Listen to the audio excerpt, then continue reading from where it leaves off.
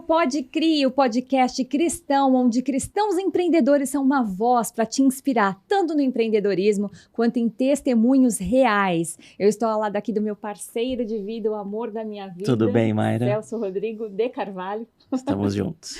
E eu já mostro o convidado para vocês, mas eu quero dizer, seja muito bem-vindo. Hoje o nosso episódio é patrocinado por um grupo maravilhoso e eu vou contar um pouquinho deles para vocês, para a gente então dar o play nesse episódio.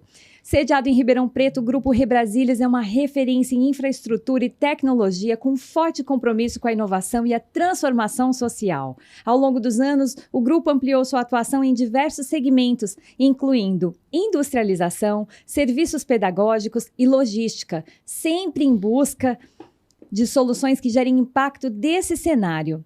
Impacto positivo na sociedade. E dentro desse cenário, destaca-se a Moviplan, única fabricante nacional de lousas digitais que vem revolucionando a educação no Brasil. Um beijo para o pessoal do Grupo Rebrasílias, para o Esdras Santana, nosso parceiro. É isso aí. E hoje a gente tem aqui alguém que vai te esclarecer muitas dúvidas e te inspirar no setor imobiliário e muito mais, porque ele tem vários segmentos. Vários segmentos. A gente estava conversando nos bastidores aqui, encheu uma mão. Ó, que maravilha! Então tem muito conteúdo para você, fique ligado. Bem-vindo, Matheus Machado. Muito obrigado, pessoal. Mayra, Celso, um prazer estar aqui com vocês. Uma honra para mim. Até conversei com o Dani recentemente, que quando eu recebi o convite eu realmente me emocionei. Né? Então é uma alegria estar aqui e compartilhar com vocês um pouco da minha trajetória de vida, um pouco de como conheci Jesus e como estou aqui até a minha trajetória, até chegar aqui nesse momento com vocês. Bacana, Matheus, seja bem-vindo. Obrigado. Bem-vindo. Já vamos começar então com a pergunta-chave do nosso podcast, né? Uhum. Como você conheceu Jesus? É uma pergunta um pouco delicada, tem algumas construções fortes aí na minha vida, a gente estava até conversando um pouco aqui antes nos bastidores, né? Mas eu acredito que o momento de virada, né, de reconhecimento ali de Jesus na minha vida, porque Deus, eu sempre bati a porta, eu sempre acreditei, eu sempre o busquei, as minhas maneiras, né, de acreditar, o Deus que eu acreditava e buscava, mas Jesus foi recentemente. Na minha conversão, em 2023, através, muito grandemente, das orações da minha esposa, que está aqui, Letícia, junto da nossa filha. Beijo para ela. Letícia e a Luísa, que está vindo aí, que é de uma família evangélica, que realmente começou ali em orações, me mostrar quem era Jesus, me contar mais sobre a palavra. Então, eu acredito que foi em 2023 que realmente eu conheci e reconheci Jesus como meu único e suficiente Salvador pessoal. Que legal. Que bênção, maravilhoso. Recentemente. Foi no mesmo ano do nosso casamento. Então, foi um ano de muitas bênçãos, onde teve o meu batismo ali na Igreja Voz e o meu casamento com a Letícia. Foi um ano bem marcante, né? Tudo de bom aconteceu nesse ano. Exato. E nesse sentido, né, trazendo sobre como conheci Jesus, sobre a minha trajetória de vida, de eu estar sempre buscando a Deus, mas não encontrando, né, realmente essa sede que eu tinha dentro de mim, né? A gente tem até a passagem ali da samaritana, né? Que no poço ali buscava a água, que ela tinha sede, e Jesus ofereceu a água que ela não teria mais sede.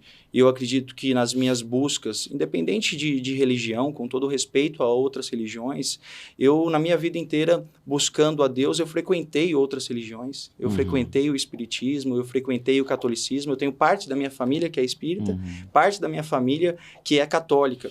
Então, eu frequentei esses lugares, mas a sede continuava dentro de mim. Eu continuava nessa busca por encontrar essa verdade. E foi muito provavelmente através dos encontros que Deus foi ali mexendo os pauzinhos, que Ele colocou a minha esposa na minha vida e que em oração, ela com o joelho no chão realmente conseguiu me levar para esse caminho. Porque a gente teve muitas discussões nesse sentido, sobre religião, sobre as minhas crenças, sobre o que eu acreditava, mas ela ali teve silente, teve orando e buscando, e meu sogro, minha sogra, meu sogro é um pilar muito grande na nossa família, é um homem manso, é um homem de muita fé e que hoje ele olha para uma família bem construída nesse sentido também, com o pilar de Jesus como cerne.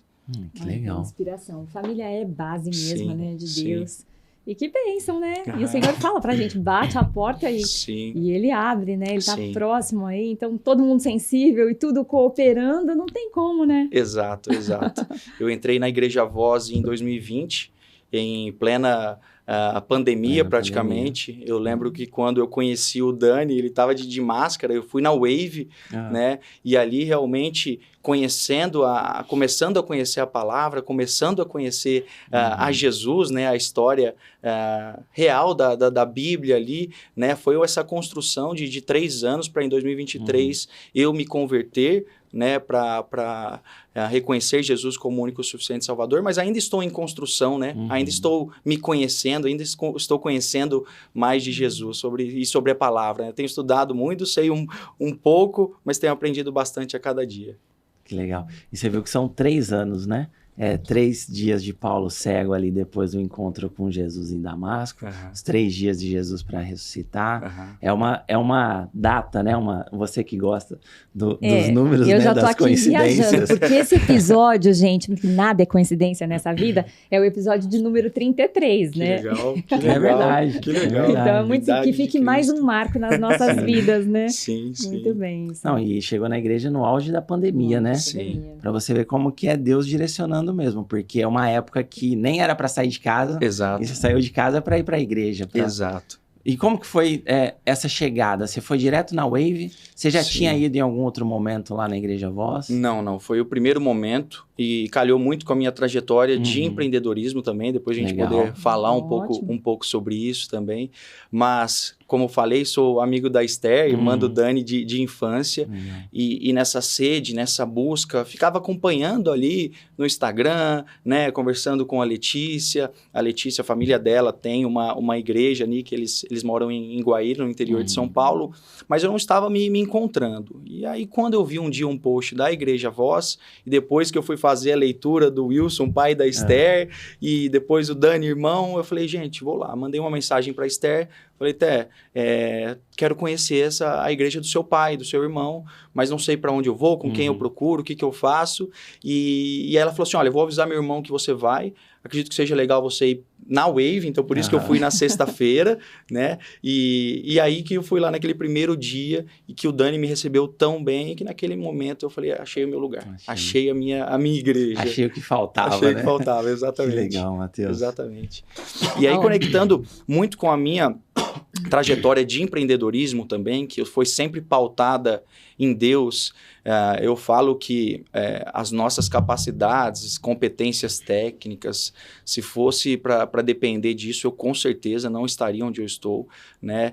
Eu vejo muitos momentos da Bíblia em que a gente vê que grandes líderes, né, profetas, a gente vê que Deus fala que o Espírito de Deus se apossou, né, daquele profeta, daquele líder, e para mim foi isso também nesse meu encontro em 2020 com a Igreja Voz e o meu start no empreendedorismo, né, porque eu desde os 18 anos eu sou corretor de imóveis, né, vim dessa família do mercado imobiliário, desde o meu avô, do meu pai, advogados e corretores de imóveis, donos de imobiliária, e em 2019, eu fui morar nos Estados Unidos, trabalhei no escritório de advocacia americano, e lá eu tive contato com o modelo de negócios de imobiliárias americana.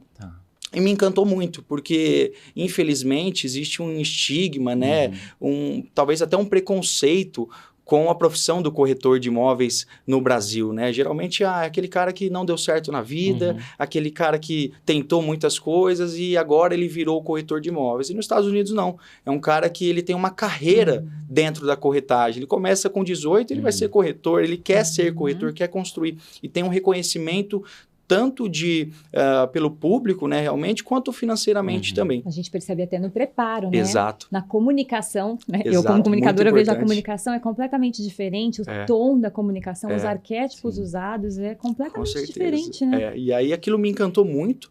E quando eu voltei ao Brasil, eu e meu pai tinha ali uma imobiliária familiar juntos, ele ainda tem. Eu falei, pai, a gente precisa fazer algo diferente. realmente aqui acho que a gente precisa inovar e se inspirar nesse modelo americano.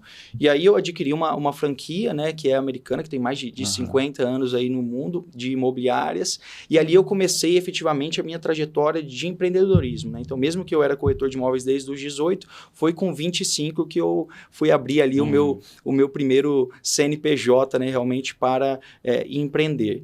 E eu já comecei como dono de imobiliária, né, assim, então eu falei, gente, como eu, com 25 anos, vou treinar, vou inspirar, como os corretores vão me respeitar. Não tinha como, eu não tinha técnica, eu não sabia nada. Então, foi realmente nesse espírito de Deus que acredito que me deu toda essa luz, que me inspirou, que me ensinou como fazer isso. E eu lembro que eu conto sempre essa história lá para os corretores. Com 4 meses de imobiliária, eu não tinha corretor, eu tinha 14 imóveis à venda no sistema. Eu não tinha vendido nenhum, eu tinha 14 imóveis à venda. E aí eu abria o escritório 7 da manhã e ficava até 10, 11, naquele começo insano de negócios. E não vinha corretor e não tinha negócios. E um dia, 7, 8 da noite, eu coloquei o joelho no chão e falei, Deus, eu não vou te pedir corretor, eu não vou te pedir gestões exclusivas, eu não vou te pedir venda, eu só vou te pedir movimento. Eu não aguento mais abrir o escritório às 7 da manhã todo dia, fechar às 8 e às 10 e não ter ninguém. E ninguém me procurar, e ninguém vir até o escritório, e ninguém falar comigo, eu só vou pedir movimento. E como mágica, como Deus realmente intervindo na minha vida, porque competência, habilidades eram zero, era pura intuição, era puro feeling, porque até aquele momento eu sou formado em direito, minha base era jurídica, eu não entendia sobre técnica de venda, sobre perfil comportamental, sobre arquétipo, sobre nada que eu vim estudando nesse tempo. As coisas começaram a acontecer e aconteceram numa proporção gigantesca, né? Essa franquia ela tem 620 agências no Brasil. E eu sempre figurei ali, desde o primeiro ano, entre as top 20 e as top 10 do Brasil.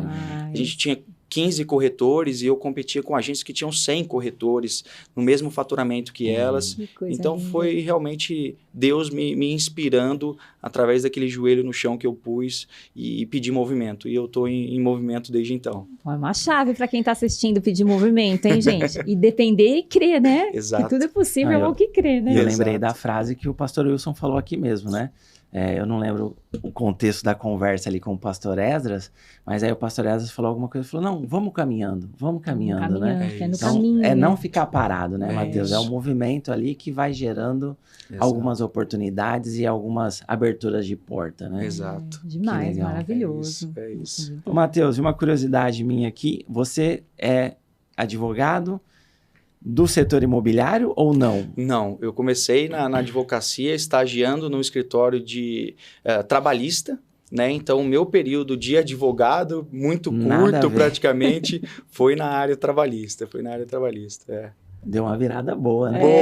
Boa. Então, hoje nem acaba ajudando ou não? Você acaba ajudando bastante, usa, né? Eu falo muito para os corretores, até porque, humildemente falando, eu falo para eles, falei ontem num treinamento de vendas, eu falei, como advogado, eu não sou um bom advogado. Porque talvez eu não goste da advocacia, não é algo que eu goste. Quando o bichinho da venda me picou, quando eu fiz a minha primeira venda como corretor de imóveis, para ganhar 2, 3 mil reais com 18 anos de idade, eu lembro que eu ajoelhei, eu chorava, eu falei, fiquei rico.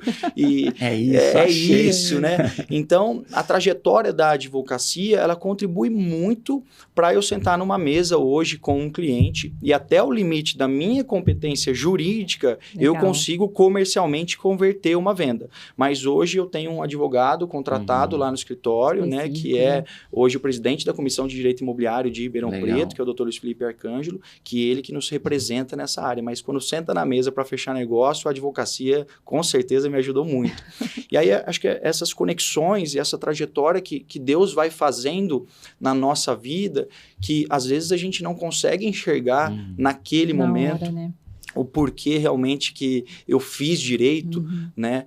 Mas até um ponto que eu queria trazer, a gente pode depois falar um pouco mais sobre isso, que tem batido muito forte na minha vida, Deus tem falado muito comigo sobre isso, que é sobre a identidade.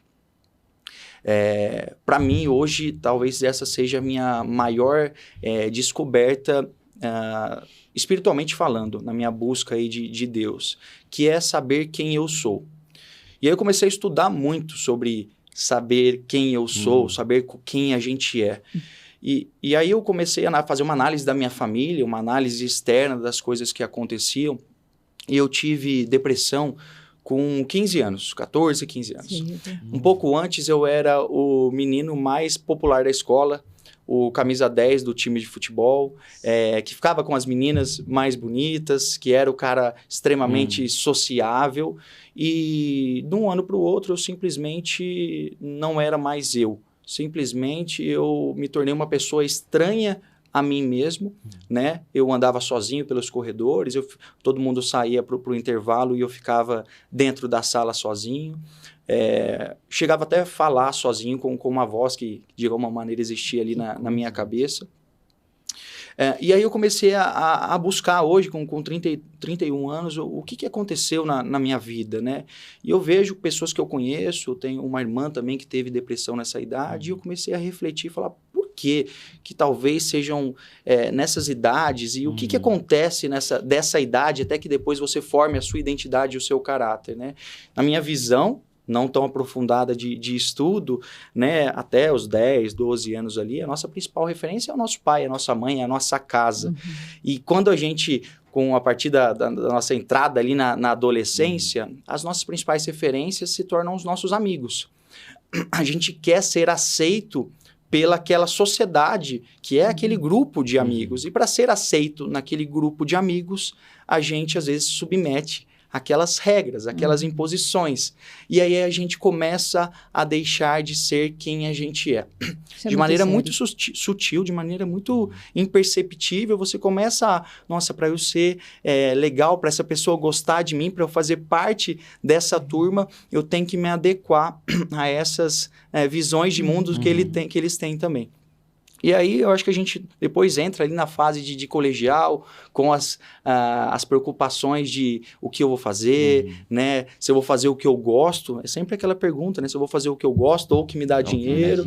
E aí eu acredito que eu fiz o direito, né? Não por gostar. Eu fui me tornar ali advogado, por quê? Talvez por status, talvez ali pela minha família, né? Ser uma terceira geração de advogado, talvez pela a questão de ganhar dinheiro, uma profissão que demonstra, né, um ganho relevante, e talvez ali eu perdi parte da minha identidade, de quem eu era, né, que eu vim construindo essa falta de identidade que eu era desde os 15 anos, me formei em direito, mas o que eu gostava mesmo eram outras coisas, era a venda, era realmente ser um cara comercial, que é o que eu sou hoje, né? E aí na Bíblia eu fui buscar um pouco dessas questões, que é até a parte que eu trago aqui do livro de Davi, que o Wilson escreveu, né, que a gente está nessa fase de células baseada nesse livro. Vou falar aqui da parte do Wilson, mas na Bíblia o que me chamou a atenção foi o único nome que Deus se dá na Bíblia, né? Os profetas, os reis, né? Os aristocratas já deram muitos ali nomes para Deus, né? A gente tem o Jeová Jiré, que é o Deus da provisão, a gente tem o Jeová Rafá, que é o Deus da cura, mas o único nome que Deus se dá na Bíblia é eu sou. Eu sou o que sou. E aí ele fala ali para Moisés, né? Fala, olha, Moisés, que Moisés era ninguém ali, estava de alguma maneira pastoreando, mas era um escolhido de Deus. Ele fala, Moisés, você vai lá conversar com o faraó, né, e vai tirar aí os escravos do Egito e levá-los à terra prometida. Fala, mas Deus, peraí, eu não sei nem falar direito, eu não tenho... Duro de fala. Eu não tenho técnica de venda nenhuma. Quem nunca faz isso, Quem né? Nunca, né? Quem sou Até eu? hoje. Quem sou eu para fazer isso? E aí ele fala... Olha, mas você vai falar em meu nome. Ele fala, ótimo, vou falar em seu nome, mas você é o Deus que eu acredito. Mas... quem é você? Qual é o seu nome? Eu vou falar o que para eles? Que Deus que você é? Ele fala, olha, só fala que eu sou o que sou. Então, quando eu li isso, eu falei, olha, essa é a identidade que Deus quer que a gente tenha, que foi a identidade que Ele plantou dentro do nosso coração e que Ele pede para que a gente emane essa identidade para o mundo, né? Então, só para concluir essa parte também, Aí a gente entra aqui no livro do Wilson, que está conectando muito com... Mostra para a câmera, porque talvez Claro, depois você assista esse episódio, aqui, já passou o tempo, aí, né? Aqui, ó. Perfeito. Aí, é isso aí. Livro da vida, o pastor Wilson Maia. Uma bênção. É uma bênção mesmo. Um homem segundo o coração de Deus. E aí, o que me marcou realmente nessa parte de identidade, que Deus tem falado muito fortemente para eu trazer aqui. Agora, se eu preciso achar que estava marcado e eu me perdi, mas eu vou achar aqui só um minuto. Spoiler, hein, para você. Compre o livro, adquira, faça parte dessa leitura, se ainda der tempo, enquanto você assiste esse episódio, porque está sendo edificante para as nossas vidas esse livro. E o Matheus está procurando ali a parte que ele marcou, e eu tô olhando aqui, o livro tá todo marcado. Eu marco bastante todos os livros que eu leio. Achei. O Wilson começa com a seguinte frase, que ele começa os capítulos, né, da seguinte maneira: a verdadeira vitória acontece quando enfrentamos os gigantes com identidade, fé e respaldo de Deus. E aí ele traz a passagem de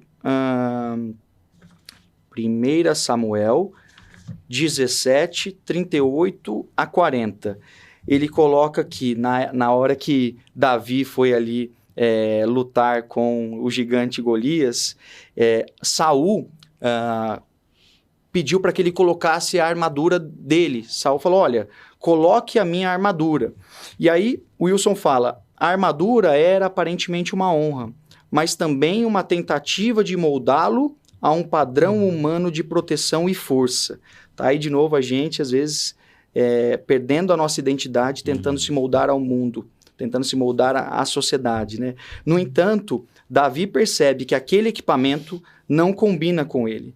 Não apenas fisicamente, mas espiritualmente. Ele não pode vencer uma batalha espiritual com ferramentas emprestadas.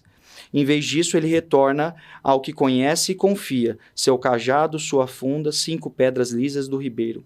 Simplicidade e identidade marcam a sua preparação. Ele não busca parecer um guerreiro, ele se apresenta como um servo dependente de Deus.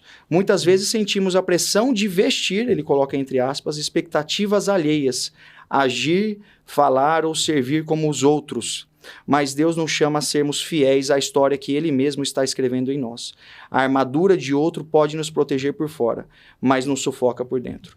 A vitória não está na aparência, mas na coerência entre quem somos e quem Deus nos chamou para ser. Maravilhoso, né? Nossa! Um presente para quem está assistindo, né? Esse trecho desse livro. É isso. E a importância, né? De tomar cuidado com o ambiente que se está colocado, né? Exato. Porque o ambiente modula comportamento. Exato. Então, foi assim com você na escola, para ser aceito naquele ambiente ali. E o ambiente de escola é tão pequenininho, se a gente, agora com vida adulta, né, que a gente pensa, é tão nada perto de uma vida completa, né, adulta. Mas é muito forte. É um grupo muito de forte. 15, 20 pessoas que te transforma em outra pessoa. Na sua cabeça, aquele é o mundo, aquele na verdade. É o mundo. Né? Aquele é o mundo. E aí, nessa busca, né, dessa identidade também, nessas minhas buscas por técnicas, por vendas, por aprender empreendedorismo, uma das empresas, né, que eu admiro muito é o Mastermind, né, que ele traz ali o fundamento na Napoleon Hill, na Fundação Napoleon Hill. E aí eu sou um grande fã de Napoleon Hill, né, dos manuscritos deles, dos livros dele, e talvez um livro até que é muito forte, e é um livro que é muito pouco falado, é um livro que foi banido, né, que foi um livro, se eu não me engano, escrito no começo de 1900 ou final de 1800 ou começo de 1900, e que chegou no Brasil somente em 2015, que é o livro Mais Esperto que o Diabo. Não sei se vocês já chegaram a ler esse livro. E aí, nessa minha busca, eu comecei a ler o livro do Mais Esperto que o Diabo pela segunda vez. Porque agora eu falei, gente, eu preciso ler esse livro, que eu acho que agora ele vai conseguir fazer mais sentido para mim. E lendo esse livro de novo, Napoleon Hill fala que a maior arma do diabo contra nós é a alienação. E na primeira vez que eu li o livro, eu falei, nossa, mas a alienação o quê? A alienação da mídia, a alienação do que as pessoas falam e a gente acredita. Que alienação? E eu não entendi muito bem o livro. E aí hoje eu fui revisitar ele, né? Tô finalizando ele aí pela segunda vez, e lá fala que é a alienação de quem nós somos. é a alienação de quem você é. Porque o mal, ele vai entrar, né, no seu coração, ou principalmente através da sua mente, né, que Napoleão Hill fala, quando você não sabe quem você é, quando você não tem a força da sua identidade. Porque se você não sabe quem você é, o que a pessoa fala na rua, ou aquela voz que eu ouvi na minha cabeça, lá, quando eu tinha 15 anos e entrei em depressão, talvez fosse a voz do mal ali me influenciando, mas como eu não tinha identidade para combatê-lo, eu perdi a força, e o que ele falava, talvez ali, ele estava me subjugando de alguma maneira. Às vezes essa vozinha acabava virando a verdade, né? Exato. Que a gente acredita. Exato. Porque enquanto a gente não sabe quem a gente não consegue cumprir o nosso propósito. Perfeito. Que é o que Deus nos programou para fazer. Perfeito. E não adianta o Mateus ser o melhor advogado se quando chegar no final, Deus falar assim, mas eu não te fiz para isso. Eu te fiz para ser um bom corretor de imóveis. Eu te fiz para ser um gestor, um líder de equipe, uma pessoa que vai influenciar outras pessoas. Sim. Não adianta ser o melhor advogado se não foi programado para isso, né, Mateus? Perfeito, Celso. Perfeito. E o que me vem à mente também é a construção da casa, né? Na areia ou na rocha. Exatamente. E é um processo, né? Exatamente. Então, você teve a sede, teve ali a confusão quando jovem, mas teve a sede, teve pessoas intercedendo, orando, e Deus vai conectando tudo. Isso é muito forte, Mayra, também para mim. O ano passado, a gente viu um filme, não sei se vocês chegaram a ver, que chama A Forja, né? É um filme de empreendedores cristãos. É maravilhoso, é incrível. É um empreendedor cristão que ele pega ali jovens, né, que estão perdidos na vida, na bebida, ou ali tentando pertencer a uma sociedade ou algo que eles não são. E ele traz eles para dar esse emprego para eles, mas não só pela remuneração, mas para ser um mentor de vida desses meninos.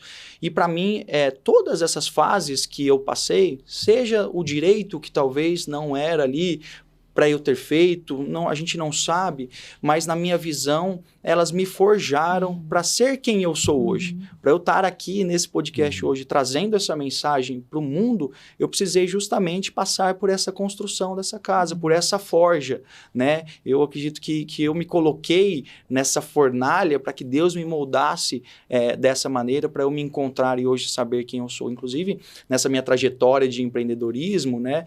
Agora, com essas empresas aí que eu estou, algumas abrindo e outras já com uma trajetória, né, que é a imobiliária, que é a Aqua Imobiliária, a Luri Construtora, o Manhattan, que é a nossa gastronomia, que está começando agora, a parte nossa de marcenaria também, né? Então, para eu hoje ter essas empresas e liderar essas pessoas, eu precisei passar por essa forja, precisei ser essa construção, porque se realmente eu não fosse quem eu sou verdadeiramente, hoje na imobiliária eu lidero um time de 25 pessoas, né? Eu tenho corretoras de 50, de 60 anos, então para elas respeitarem um menino de 31, de alguma maneira, elas precisam saber que ali dentro tem alguém que viveu experiências, que foi forjado para não só ensinar elas a vender ou eles a vender, mas também às vezes trazer uma palavra de Deus, trazer uma experiência que apesar de novo eu ter vivido e poder ajudá-las de alguma maneira, sabe?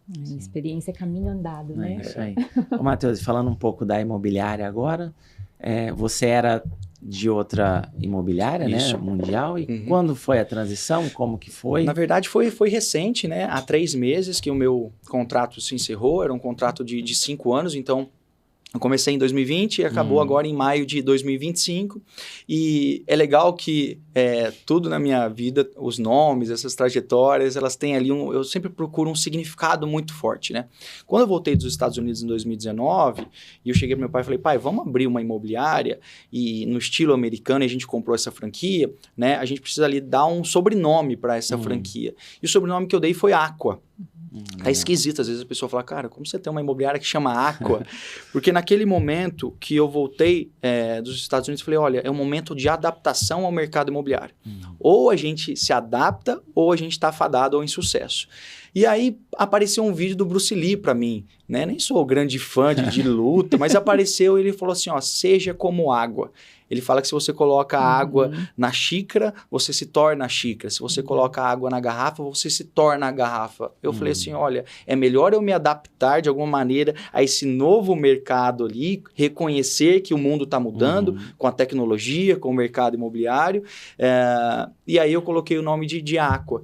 Então, depois desses 5 anos de franquia há 3 meses aí, que hoje somos a Aqua Imobiliária, né? Foi legal que todo o time também que estava comigo há 5 anos veio junto comigo. Legal. Isso também reforçou muito de que eu estou no caminho certo, de que eles confiam na minha liderança, né? Hoje temos um time ali, como eu falei, de 25 corretores. Estamos ali praticamente recomeçando uma trajetória no mercado imobiliário. Legal. E qual que é o foco da imobiliária? Hoje o foco é venda, né? A gente está estruturando o nosso setor de locação e ticket médio, localização, o posicionamento é o corretor que determina, né? Legal. Então, porque eu como líder, a minha visão, tem muitas imobiliárias, né, que às vezes entram ali e falam, olha, a gente só trabalha a Zona Sul.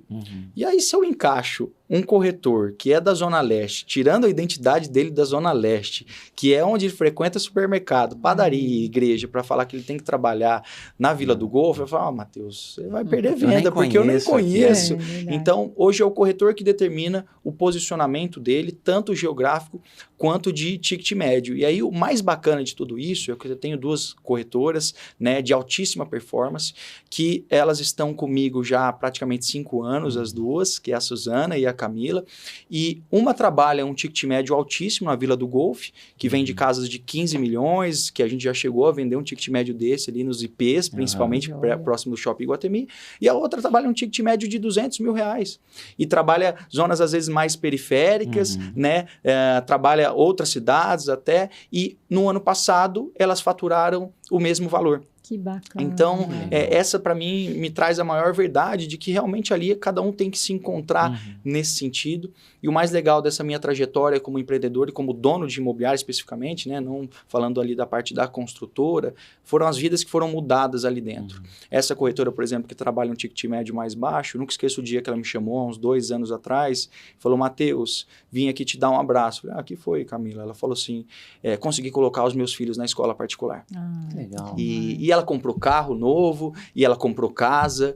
Então, eu falo até uma mensagem que eu queria deixar para os donos de imobiliárias, porque eu vejo grandes imobiliários a nível Brasil e a nível Ribeirão, que às vezes a pessoa tem ali 100, 80, 100 corretores. E a primeira pergunta que eu faço para esse dono de imobiliária, porque às vezes ele vem com o ego muito inflado para cima de mim, e eu costumo falar, olha, quanto ganha o seu primeiro corretor? Porque ele fala, eu tenho 100 corretores, olha a minha estrutura, que bacana. Eu falo, nossa, muito legal. Quanto ganha o seu primeiro corretor? Não quanto ele ganhou no último mês, ou não quanto ele ganhou no mês que ele estourou, na média dos últimos 12 meses. E aí eu ouço, né, ele falar que ele ganha 5, que ele ganha 7, com todo o respeito, né? E óbvio que a gente tem mercado, a gente está numa taxa Selic muito alta hoje, a gente tem ali nuances que influenciam, sabe? Mas eu tenho corretores que ganham 30, que ganham 50 mil reais dentro do escritório. E esse é o meu maior orgulho. Essa é a minha maior alegria, saber que eu posso transformar vidas, que eu tenho ali mulheres, né, que são arrimos de família, né, que eu consegui, ou pais que são, eu falo meninas porque eu tenho o maior número de mulheres lá no escritório, né, mas que são ali realmente arrimos através dessa minha proposição de fazer com que eles ganhem dinheiro através do meu negócio. É muito bonito eu ganhar dinheiro, mas e esse time, e essas pessoas que estão ali confiando e acreditando em mim, sabe?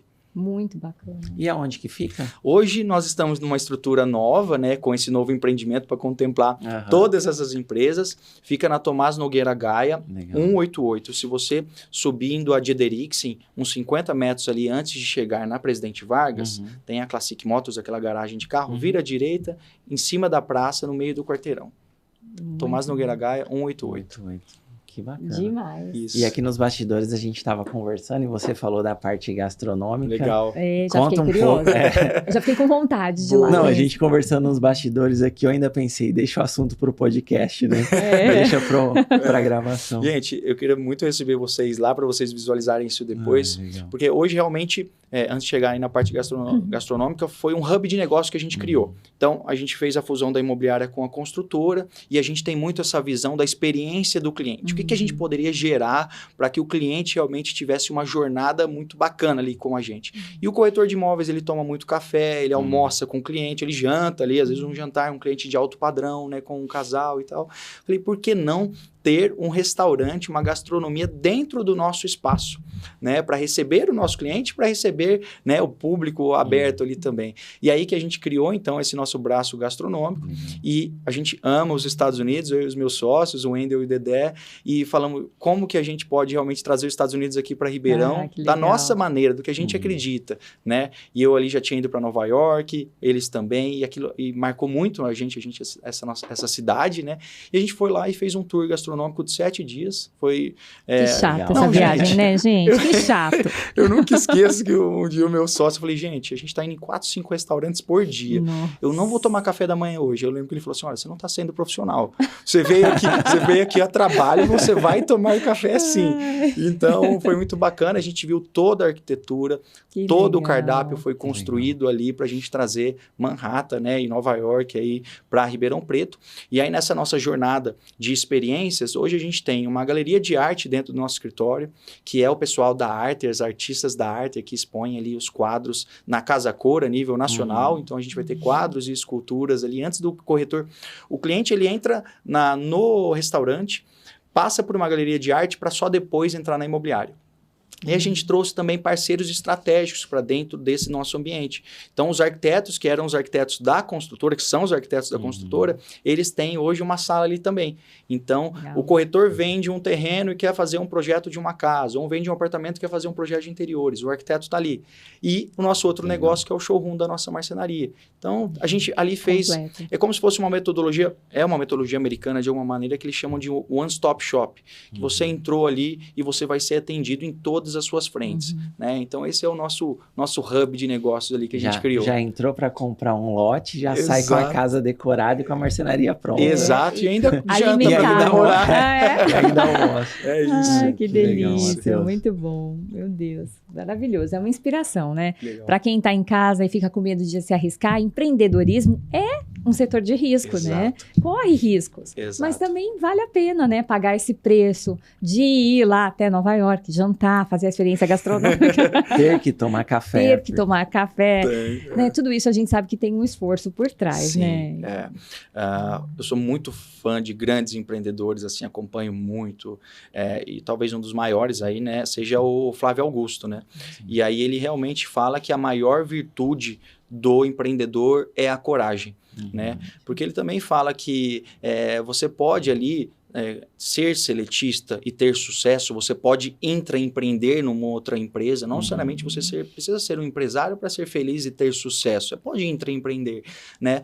Mas ele fala que se você tem esse sentimento, essa vontade dentro do seu peito, é a coragem que realmente vai fazer, porque a incerteza, ela já existe, seja para você continuar sendo um seletista ou empreender, você está ali de alguma maneira com a incerteza. Ele fala que a instabilidade, ela é a vida é instável, é a incerteza. Até a gente falou do movimento também, né, Celso? O movimento, ele traz também muitas dores de cabeça e muitos problemas, mas é muito melhor as dores de cabeça do movimento e os problemas do movimento do que a dor da estagnação. Sim, a dor da estagnação, ela te destrói. Eu já senti essa dor e eu prefiro ter hoje muitos negócios, muitos colaboradores, muitos problemas, mas estar em movimento, né, estar buscando e tendo coragem de fazer novas empreitas do que não ser quem eu sou, quem Deus me fez para ser, estar estagnado ali, sabe? Essa dor é muito mais forte. Isso alcança as pessoas em movimento, né, Matheus? A gente pensar no mandamento ali do ID, é um movimento, né? Você tem que sair do zero para alguma coisa para alcançar as pessoas. Sai da sua tenda. E no seu caso ali de empreendedor, que você falou que você está com um grupo de 25 corretores, são 25 famílias, né, atendidas.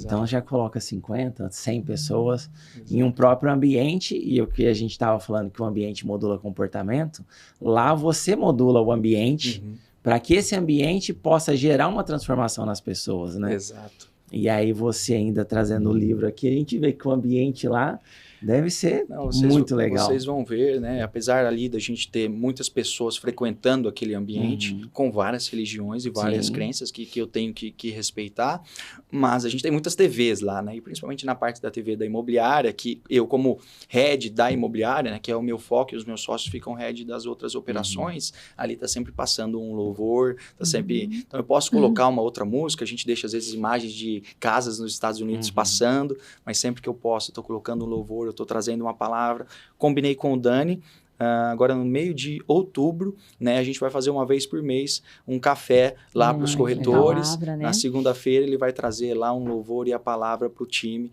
Então sempre estou tentando moldar o ambiente na palavra de Deus. O restaurante é aberto ao público? É aberto ao público, ainda não está aberto, a gente deve abrir aí em torno de 60 dias, né? A gente já está operando ali a imobiliária, a construtora e os outros negócios, mas o restaurante mais uns 60 dias a gente deve estar lançando aí. Legal.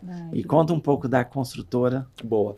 A construtora começou com o Dedé e com o Wendel, que são os meus sócios, há 5 anos, que é a Aluri Construtora.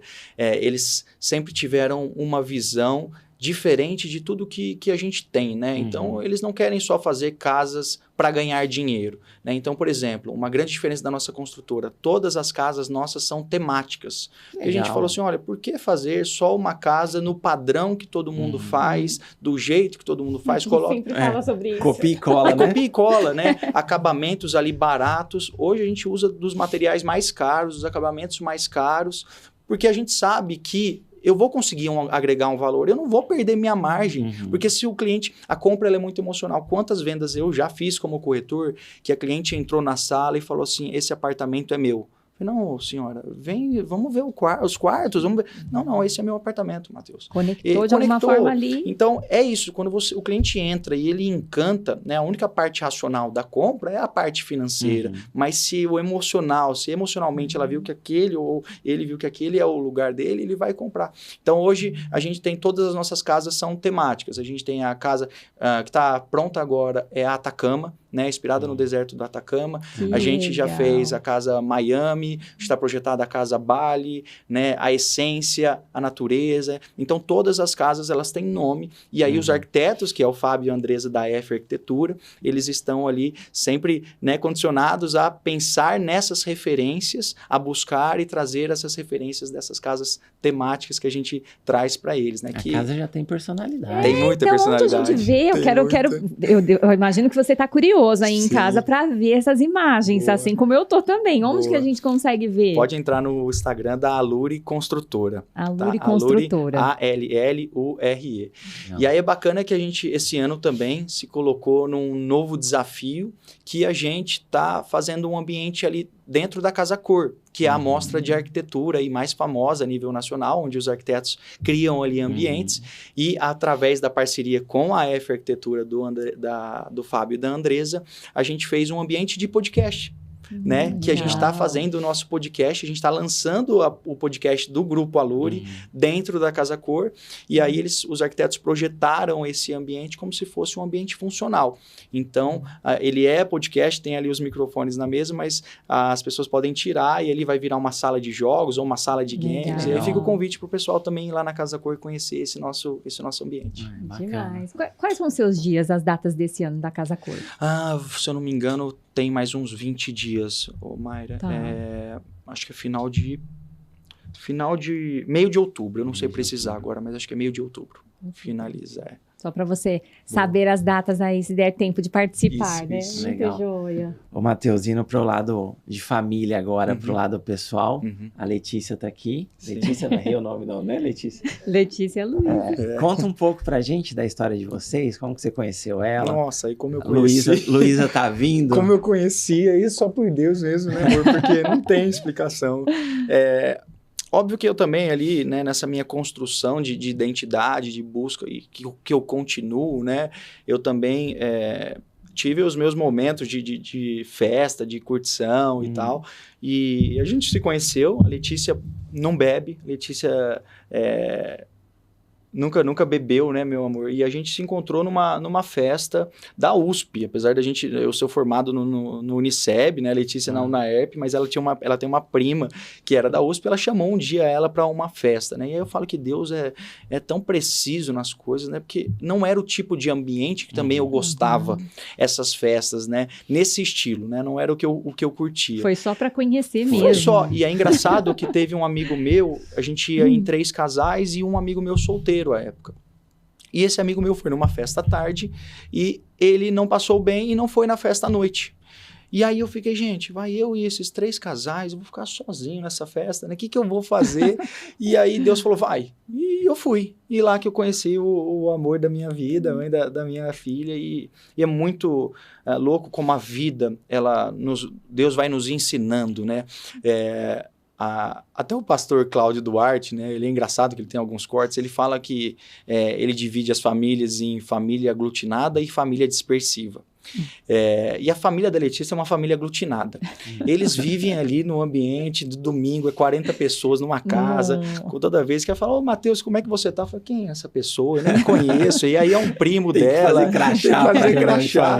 E é muito louco como eu fui aprendendo um modus operandi de família totalmente diferente ali da minha. E às vezes a gente tem nessa percepção do que é certo, do que é errado. A questão da bebida é uma questão que hoje eu tenho buscado cada vez beber menos, né? E eu lembro até que uma vez eu falei para ela, falei, amor, eu queria ter um contato mais próximo com o seu pai, com o meu sogro, né? Mas ele é um cara, pensa assim, brincadeiras à parte, mas ele é Jesus uns 3 níveis para baixo. Ele é um cara muito espiritualizado, muito. É um cara de uma fé, de uma mansidão e de um conhecimento da palavra. E aí eu vi os sogros dos meus amigos, eu falava, nossa, são caras mais festeiros, né? Que bebem, que fazem churrasco. Eu falei, olha, eu queria que um dia meu sogro fizesse um churrasco comigo, me esperasse pra gente tomar uma cerveja. Naquele meu momento, começando com ela há 8 anos atrás, né, amor, que a gente tá junto. E aí, hoje eu olho e falo, gente, como eu amo ele. Do jeito que ele é. Graças a Deus esse cara não bebe. Graças a Deus ele foi esse pilar da palavra e que me ensinou tantas coisas, né? E hoje eu sento para ele para falar de Deus, para falar da palavra, né? Então, às vezes a gente aprende tanto também, né, com a família, né, com a família da sua esposa, com a minha, né, eu também amo tanto o meu pai que me ensinou tanto na trajetória de vida profissional e pessoal, amo tanto a minha mãe também, que é uma guerreira, que me inspira tanto, e a gente vai ali, né, ficando mais velho, conhecendo a nossa identidade, conhecendo o que é bom, o que é ruim, mas sempre aí buscando essa evolução, que às vezes lá num cenário anterior a gente não via como verdade, né, a gente não via como correto, que depois você vai entendendo os planos de Deus, né. Ainda bem que o sogro não se adaptou às suas expectativas humanas, né? Ali nunca, ele nunca. O ambiente ali nunca ia mudar, né? Não, e ele é muito engraçado, eu falo pra Letícia, você tem que tomar cuidado com as coisas que você fala perto dele, muito, muito. Então, assim, se cumprimentar uma pessoa e ele fala assim, e aí, Wagner, como é que o senhor tá? Ele responde, tô bem. E aí você? Fala, igual prego na areia. Ele me chama depois no canto, fala, Matheus, você viu o cara? Te respondeu, falou que ele tá igual prego na areia. Você acha que é coisa que se fala, cara? Tem que falar que tá firme e tá forte. Ele é desse nível. Uma pequena palavra, uma pequena brincadeira, para ele é muito sério. Porque a boca fala do que o coração tá cheio, né? E ali você pega, né? As pessoas mais velhas, os anciãos têm essa experiência, né? Ainda mais tudo tem significado, né? Tudo tem significado. Falando nisso, as empresas começam com A de propósito ou foi coincidência algumas, né? A Lure, a Aqua.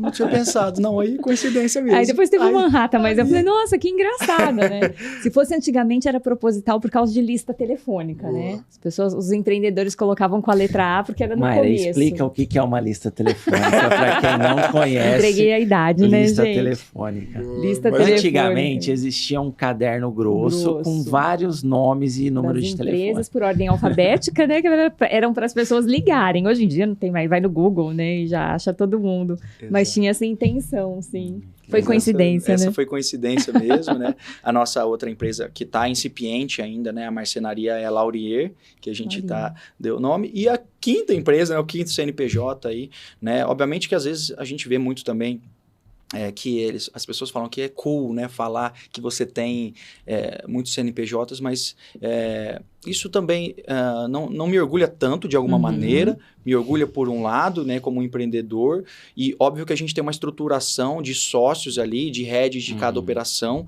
Tem até um livro que chama A Única Coisa, do Keller Williams, que foi o criador de uma empresa imobiliária multinacional, né, que ele fala para você ter foco ali, né. Então, o meu foco como head é da imobiliária.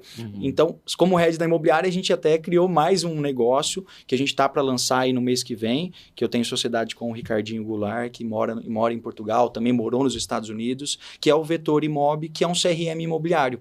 Legal. A gente está aí criando, porque eu tinha muitas dores como gestor de imobiliária, eu abri ali o meu dashboard e me faltavam muitos números. Muitos clientes que estavam sendo atendidos ali pelos corretores, porque CRM, a gente brinca que CRM bom é CRM preenchido, né? E o corretor, ele gosta de estar na rua, ele gosta de estar perfil, com né? Ele odeia, não tem nada a ver com o perfil dele. Então, para eu fazer o corretor sentar na cadeira e preencher o CRM, era um parto, assim. Então, falei, gente, como que eu vou adaptar a tecnologia para fazer com que o corretor preencha o CRM, para que eu tenha a luz das informações e consiga ali instruí-lo, ajudá-lo, né? E aí que a gente criou o Vetor Imob, que ele é um CRM construído através do WhatsApp.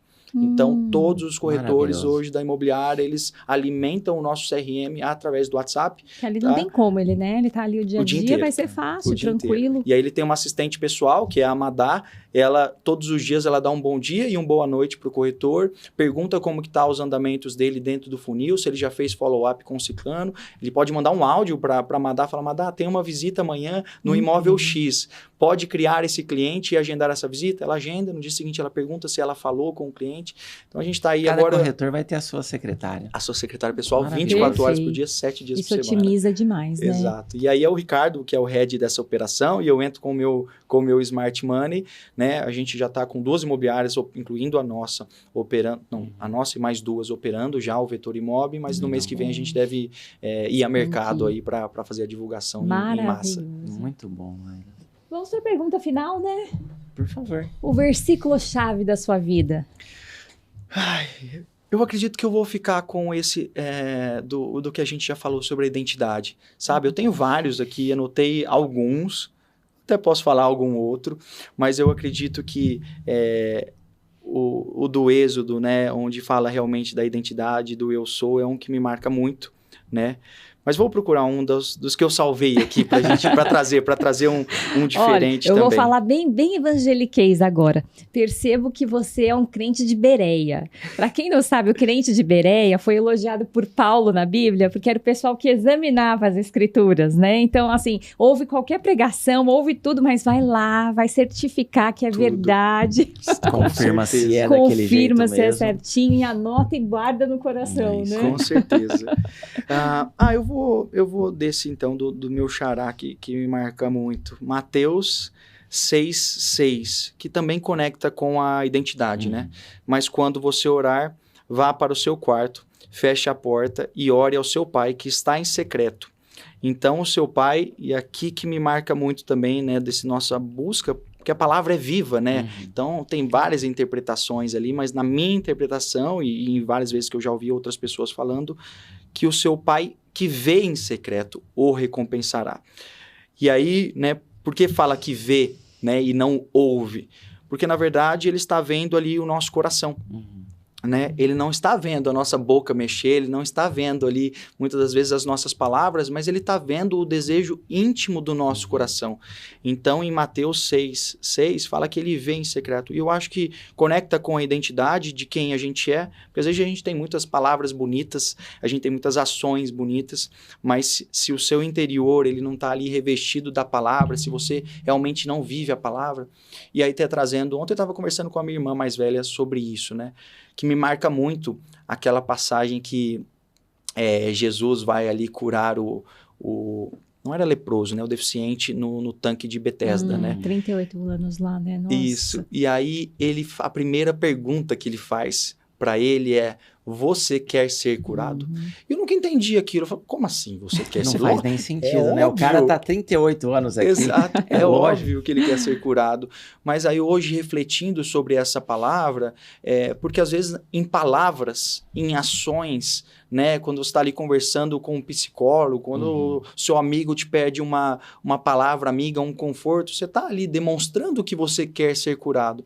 Mas às vezes você não sabe que nas profundezas, nas raízes do seu coração, existem males ali que você, através do orgulho, da avareza e de tantos outros males que você pode ter, que talvez você realmente não queira ser curado. Verdade. Então, eu acredito que Mateus 6, ele traz muito dessas respostas para que a gente seja com um coração de verdade, né? E eu sou essa pessoa, eu sou uma pessoa de coração, de verdade. Meus sócios sabem disso. Eu não chorei aqui hoje, mas eu choro, eu rio, eu sou a pessoa que eu sou aqui na mesa com vocês, eu sou atrás dos bastidores, então essa é a minha realidade. Ser tu uma bênção, né? Tu e tua casa. Esse episódio foi maravilhoso, vai ficando por aqui, né, amor? Obrigada, Matheus, por ter vindo. Obrigado a vocês, foi realmente uma honra estar aqui com vocês. Muito obrigado pelo convite. E você, que gostou muito desse episódio, vá até o YouTube da Igreja Online, Igreja Voz Online, compartilhe com mais pessoas, ative o sininho, faça a sua inscrição. É isso aí. E acompanhe os cortes no Instagram do CRI Voz. A gente vai ficando por aqui, se vê numa próxima edição. Até mais. Tchau.